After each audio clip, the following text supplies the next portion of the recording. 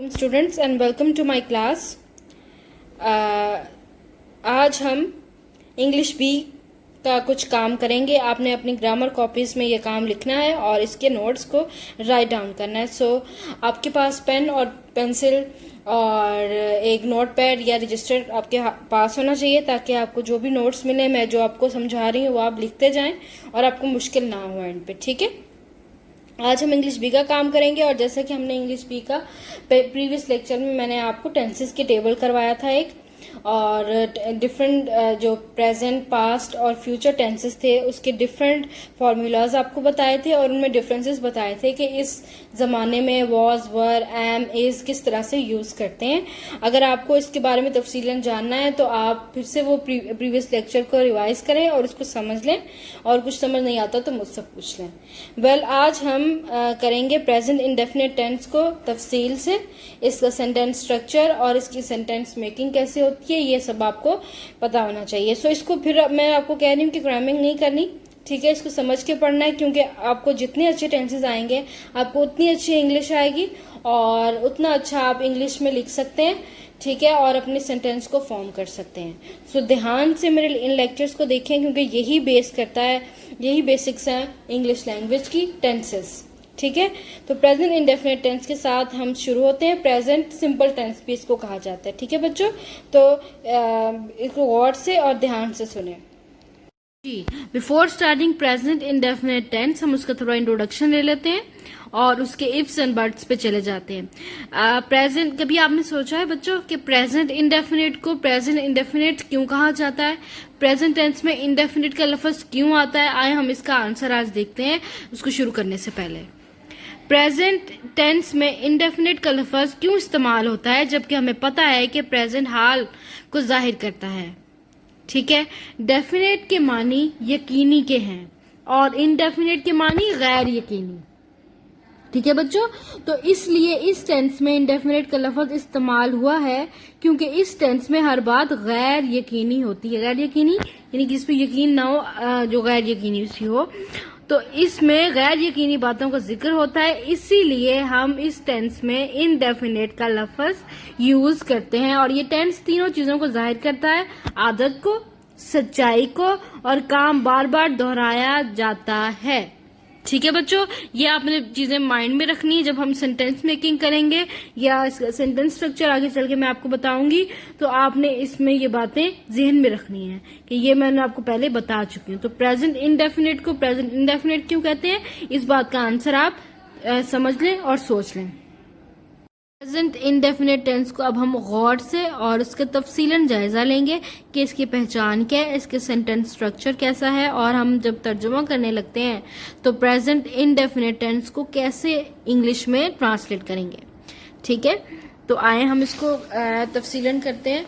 फिलहाल की पहचान, उर्दू के जिस जुमले के आखिर में ता है, ते हैं, ता हूं, ती है, आता हो, वो जुमला फेल हाल का होता है। ठीक है, अब आपने जहन में रखना है कि जिस जुमले के एंड पे उर्दू में ता है, ते हैं, ता हूं, ती है और आता हो, उसको आपने प्रेजेंट इंडेफिनिट का फिक्रा जो है समझना है, इसकी कैटेगरी में ले जाना है और उसी के रूल्स के तहत उसको ट्रांसलेट करना है। ठीक है, तो ये पहचान करके इन रूल्स के तहत आपने इसको सॉल्व करना है, और जो रूल्स मैं आपको अभी बताने लगी हूँ। तर्जुमा करने का तरीका, फेल हाल का तर्जुमा फेल की पहली फॉर्म के साथ किया जाता है, लेकिन वाहिद गायब, ही, शी, इट या किसी नाम के लिए पहली फॉर्म के साथ एस या ई एस लगाया जाता है। ठीक है, रूल नंबर वन क्या है कि आपने हमेशा वर्ब की फेल की फर्स्ट फॉर्म यूज करनी है। फेल की फर्स्ट, पहली फॉर्म यानी कि फर्स्ट फॉर्म ऑफ वर्ब आप इसमें यूज हमेशा करेंगे। और उसके बाद दूसरा रूल इसके साथ क्या आ जाएगा कि ही, शी और इट के साथ आपने वर्ब की पहली फॉर्म के आगे एस या ई एस का इजाफा करना है। आप इसको नोट डाउन कर लें कि he, she, it is equal to S या ई एस लगाना है इसमें हमने, और आई, वी, यू और दे के साथ आपने एस या ई एस नहीं लगाना। ठीक है, नोट इट डाउन, ये इसका पहला रूल है और बहुत इंपॉर्टेंट रूल है। और यहाँ पर वाहिद गायब एक वर्ड यूज किया, यानी कि गायब वो होता है जो प्रेजेंट ना हो, वो खत लिखता है। अब वो कौन है, हम उसको गायब है और हम उसके बारे में बात कर रहे हैं, तो इसलिए यहाँ पे वाहिद गायब का वर्ड यूज हुआ है।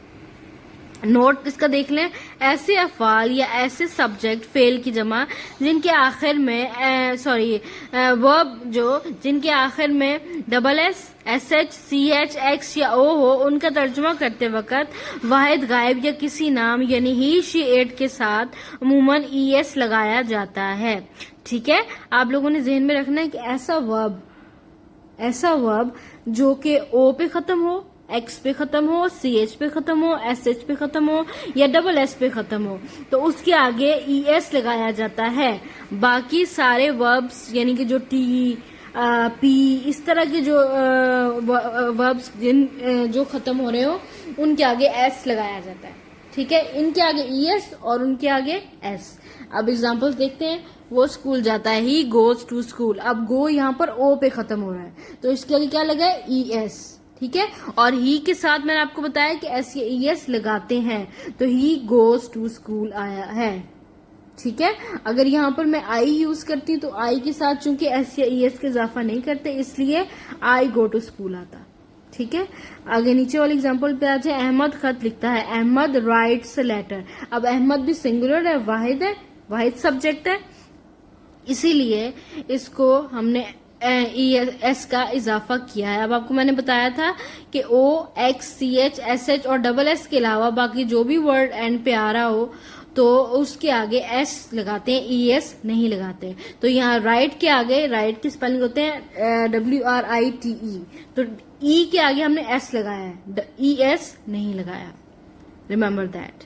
Ahmad writes a letter, Ahmad खत लिखता है। अच्छा जी, जुमले की हिस्से यानी कि सेंटेंस स्ट्रक्चर पे आ जाए। अहमद फाल, अहमद क्या है, सब्जेक्ट है, प्लस खत क्या है, मफूल यानी कि ऑब्जेक्ट, और लिखता है यानी कि काम के करने को मैंने आपको पहले बताया था वर्ब होता है, तो फेल है यानी कि वर्ब। जुमले की तरतीब उर्दू में क्या होती है इसकी, सबसे पहले सब्जेक्ट आता है यानी कि अहमद, फिर मफूल आता है यानी कि ऑब्जेक्ट खत, फिर फेल आता है वर्ब यानी कि लिखता है, अहमद खत लिखता है। उर्दू में पहले आता है सब्जेक्ट, फिर ऑब्जेक्ट, फिर वर्ब। ठीक है, अब इंग्लिश में क्या आता है वो देखें। ठीक है, पहले आता है फाल यानी कि सब्जेक्ट, फिर आता है फेल यानी कि वर्ब, और फिर आता है मफूल यानी कि ऑब्जेक्ट। यानी कि Ahmad writes a letter, Ahmad subject, writes verb, और जो लेटर है वो ऑब्जेक्ट है। ठीक है, तो ये डिफरेंस है दोनों में, उर्दू और इंग्लिश में। उर्दू में subject plus verb subject plus object plus verb आता है, और इंग्लिश में आता है subject plus verb plus object.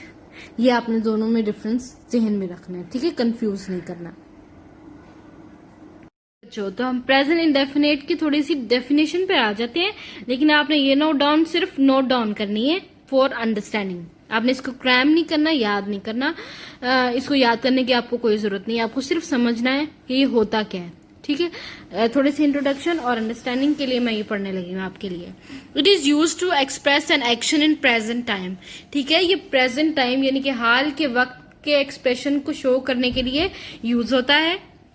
Habitual और यूजुअल एक्शंस और डेली इवेंट और यूनिवर्सल फैक्ट, यानी कि कोई भी आदत और आपका काम और यूनिवर्सल फैक्ट। ठीक है, ये होता है। It is use to express an action in present time which is usually done on a regular basis, यानी कि होता आ रहा ता है। ठीक है, बार बार जो रेगुलर बेसिस पे बार बार होता काम हो जा रहा है उसके लिए ये टेंस यूज होता है। जैसे for example, a student says I go to school, मैं स्कूल जाता हूँ।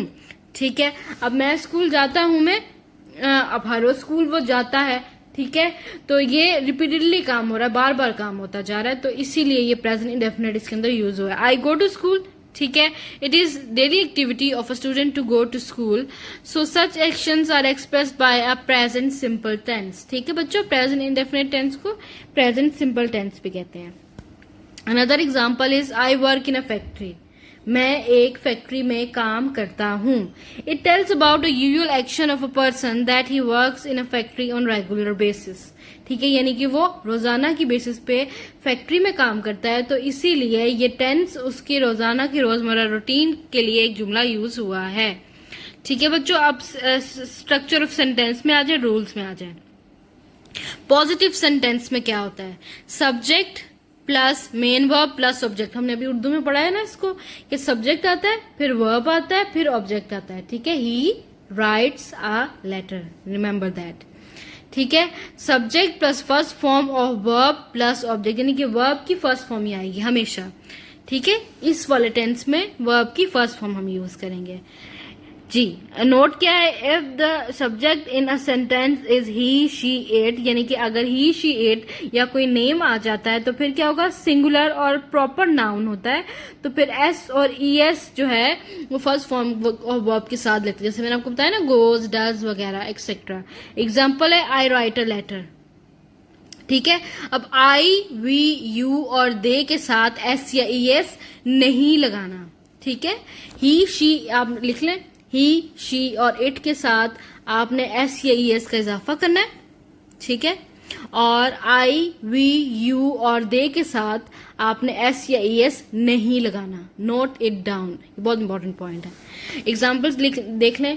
आई राइट अ लेटर, मैं एक खत लिखता हूं, यानी कि आई है ना, तो आई के साथ एस या ई एस वर्ब के साथ हमने नहीं लगाया। राइट के आगे एस या ई एस नहीं लगा हुआ, राइट्स नहीं है, तो चूंकि आई यूज हुआ है इसलिए हमने राइट्स यूज नहीं किया। ठीक है, अगर ही आता ना, ही, तो फिर ही, शी और या इट होता, तो फिर आप राइट्स करते। ठीक है, रिमेंबर दैट। आगे आ जाती है, देखिए दूसरी एग्जांपल है, he gets up early in the morning, वो सुबह जल्दी उठता है। ठीक है, अब यहाँ पे ही है, इसीलिए इसके अंदर एस यूज हो गया है। ठीक है, और मैंने आपको ये भी बताया था कि ई एस कहाँ यूज होता है और एस कहाँ यूज होता है। ई एस में वो जो आपको मैंने बताया था कि एक्स, ओ, सी एच और एस एच पे जो वर्ड्स खत्म होते हो उसके आगे आपने ई एस लगाना है, बाकी सारे के आगे एस लगाना है। तो ये देखें, ये टी है इसलिए इसके आगे हमने एस लगाया है। He gets up early in the morning. Third example, sun rises in the east. ठीक है, सन एक सब्जेक्ट है और सिंगुलर भी है, यानी कि वाहिद है, तो इसीलिए हमने इसके साथ राइजेस लगा दिया।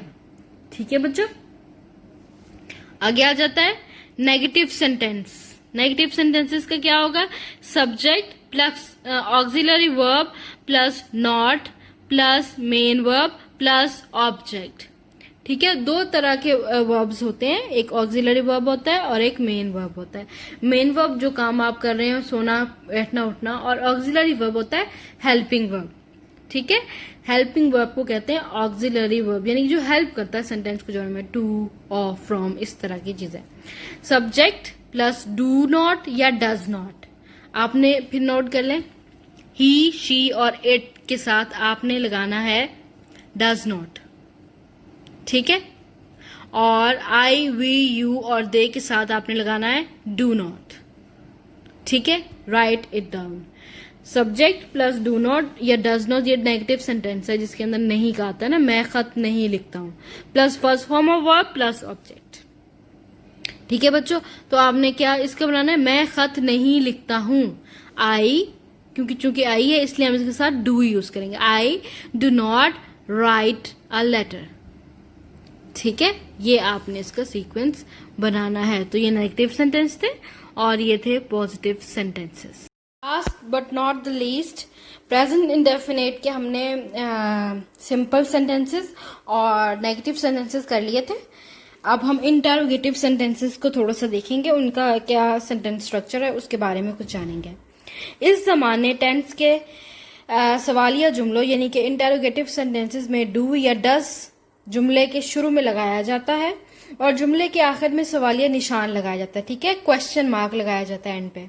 इन जुमलों में भी ही नेगेटिव सेंटेंसेस की तरह डू या डज लगाया जाता है। जैसे आप ये नोट कर लें, ही, शी और इट के साथ डज लगाते हैं।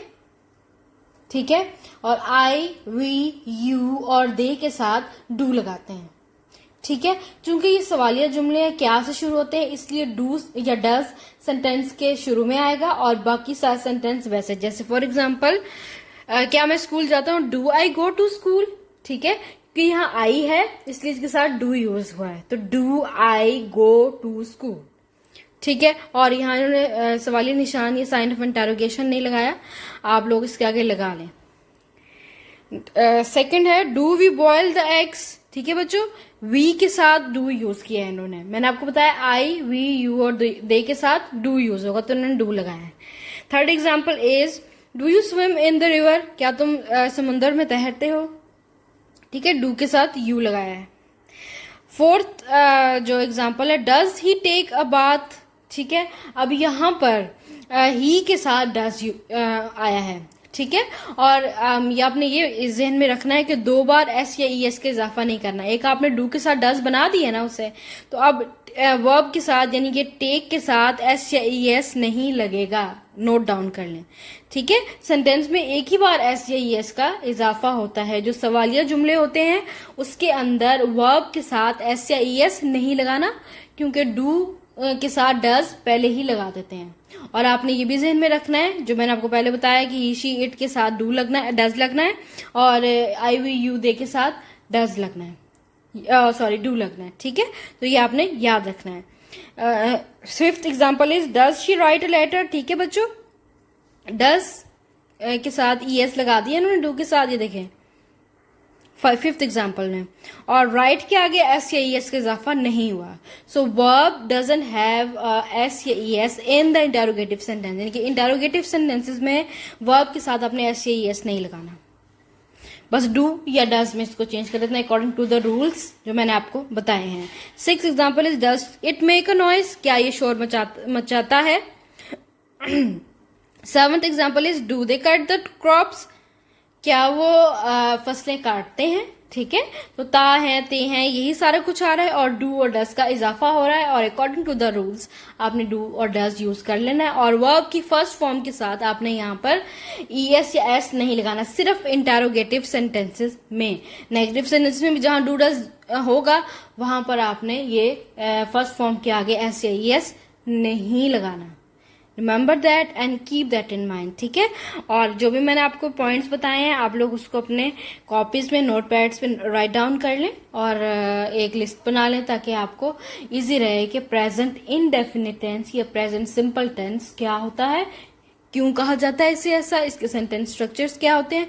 अब इसके बाद मैं आपको इसके वो एक्सरसाइजेस दूंगी, आपने वो खुद से सॉल्व करने हैं और मुझे अपनी असाइनमेंट्स चेक करवानी है। ठीक है, तो इसको गौर से सुने, बार बार वीडियो को पास करके रिवाइंड करके आप इसको देख सकते हैं और सुन सकते हैं, समझ सकते हैं। जो भी आपको कोई समझना है फिर आप मुझसे पूछ लीजिएगा।